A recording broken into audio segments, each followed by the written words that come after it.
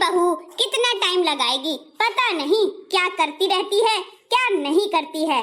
अरे 9 दिन तो कम से कम पूजा पाठ कर ले, पूजा पाठ में मन लगा ले, सोना तो जीवन भर है। अरे ओ मेरी प्यारी बहू। मम्मी एक तो आप सुनाती बहुत हो, सुनाऊंगी नहीं तो तुम काम भी जल्दी नहीं करती हो। अरे माँ जी 4 बजे उठती हूँ, 4 बजे से दम नहीं लेती हूँ, काम ही काम करती रहती हूँ। आपको तो क्या है, नहाया धोया बस मंदिर के लिए तैयार होके खड़ी हो गई, बस लेक्चरबाजी करती रही। मेरे लिए सोचिए कितना काम है, सारी पूजा की थाली लगाती हूँ, व्यवस्थाएं करती हूँ, बच्चों का खाना बनाती हूँ और ऑफिस के लिए हस्बैंड के लिए लंच पैक करती हूँ, तब जाके मंदिर जाती हूँ। जितना तूने किया है ना उससे ज्यादा मैंने ही किया है, तू मुझे सिखा मत, ठीक है ना बहू रानी। मैं तो 4 बजे उठ के सारा काम निपटा लेती थी और मोहल्ले में सबसे पहले मंदिर जाती थी और पूजा पाठ करके घर आ जाती थी। तेरे जैसे नहीं सुलर सुलर करती रहती थी। मम्मी जी मैं जो भी काम करती हूँ तन मन धन से करती हूँ, आपकी तरह नहीं करती हूँ लपर लपर करके। अरे बहू तुम भी ना, मंदिर जा रही हो कि लड़ाई कर रही हो? चलो मंदिर चलते हैं, पूजा पाठ करते हैं, छोड़ो इन बातों को। तो मम्मी जी मैंने कब आपको मना किया है, आप ही लगे पड़ी हो। चलो नहीं तो गेट भी बंद हो जाएंगे मंदिर के, फिर बैठी रहना पूजा पाठ करने के लिए। कुमकुम चंदन रौली कपूर दीपक घी सब रख लिया है ना, नारियल भी रख लिया है। हाँ हाँ माँ जी आपको थाली में दिखाई नहीं दे रहा है, देखिए तो पहले सारा सामान इकट्ठा किया है, तभी तो मुझे टाइम लगता है। अच्छा बहू ठीक है, चल मंदिर चलते हैं, उसके बाद बातें कर लेंगे, बहस कर लेंगे।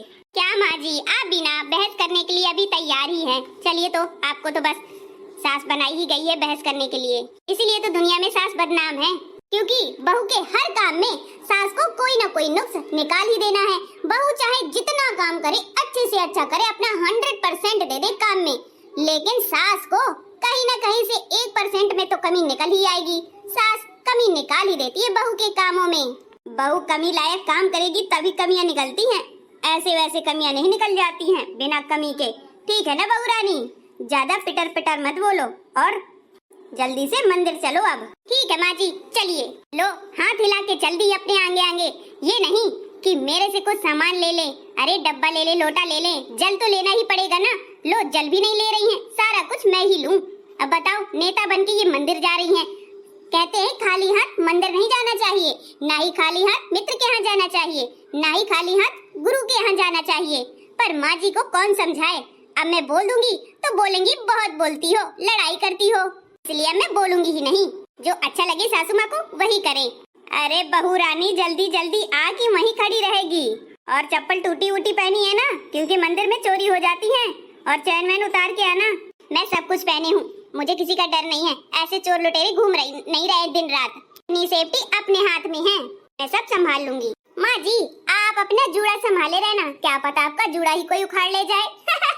अरे बहू तुम बस वही पाकिस्तान और इंडिया वाली बात कर देती हो, बॉर्डर में खड़े होकर के। अरे भाभी रुको, मैं भी मंदिर चल रही हूँ ना, मेरे लिए तो कोई वेट ही नहीं करता। अरे मैंने भी नहा धो लिया है, तैयार हो गई हूँ, रुको 1 मिनट। अरे दीदी जल्दी जल्दी आओ, माँ जी निकल पड़ी हैं, अगर वो जल्दी मंदिर पहुँच गई और थाली मेरे पास है पूजा की, जानती है ना कि माँ जी कितने लेक्चर देती हैं, जल्दी आइए।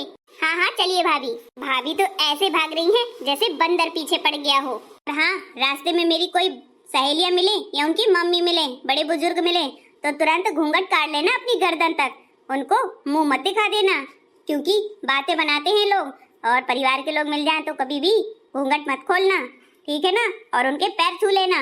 मम्मी जी मैंने एक कथा में सुना था, अनिरुद्धाचार्य महाराज जी कह रहे थे कि अगर मंदिर में कोई आपका खास आपसे बड़ा मिलता है या आपके कोई परिवार के मिलते हैं तो उनके पैर नहीं छूने चाहिए, चाहे जितना बड़ा हो।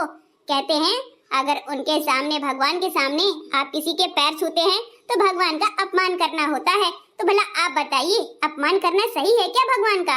अरे तू अपमान करना तो सही नहीं है, ये गलत बात है, तुझे बड़ा ज्ञान है, तू कथा वथा सुनती रहती है, मुझे भी जरा कथा सुना दिया कर, अकेले अकेले मत सुनती रहा कर।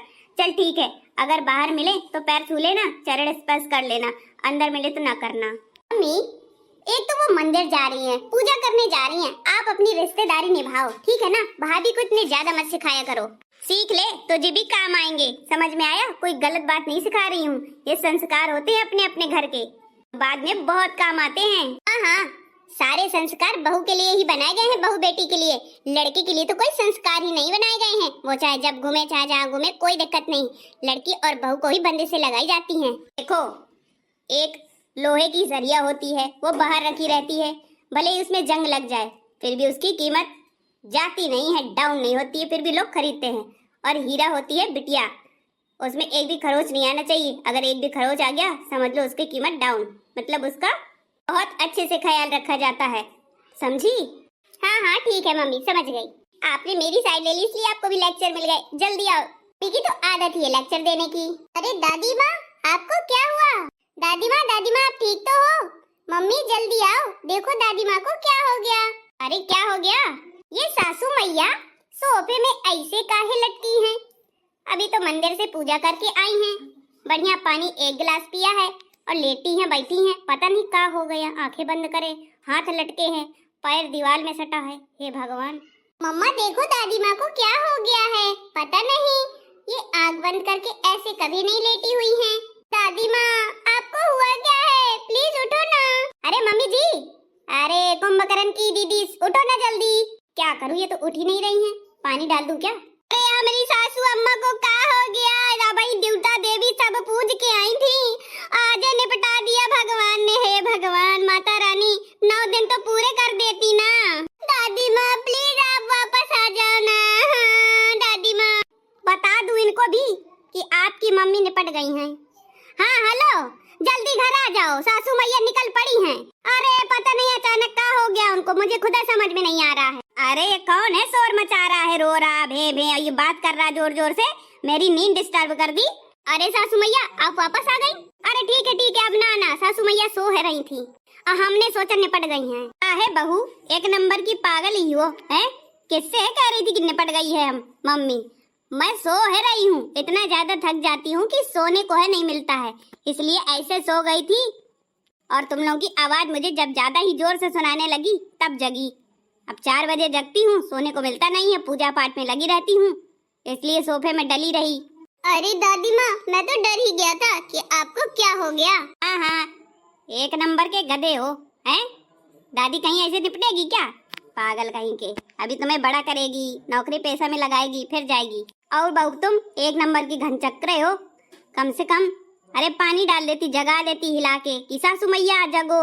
ऐसे नहीं रोना धोना किया जाता है। फोन लगा दिया था हैं बेटा को कि सासू मैया निपट गई हैं, मैं सब है सुन रही थी तुम्हारी। इतने बुरे कर्म नहीं है मेरे कि ऐसे चली जाऊंगी, पूजा पाठ करती हूँ, मन से करती हूँ। अरे सासू मैया आप ऐसे हाल में सो रही थी, ऐसा लग रहा था कि आप निपट गई हो। हाँ दादी माँ ऐसा लग रहा था कि आप में तो जान ही नहीं है, हाथ यहाँ डला, पैर वहाँ डला, मुंह यहाँ डला। शुक्र है भगवान का, माता रानी का, मेरी दादी का कुछ नहीं हुआ, वो सो रही थी। तुम दोनों के उल्लू के पट्टे उल्लू के उल्लू ही रहोगे।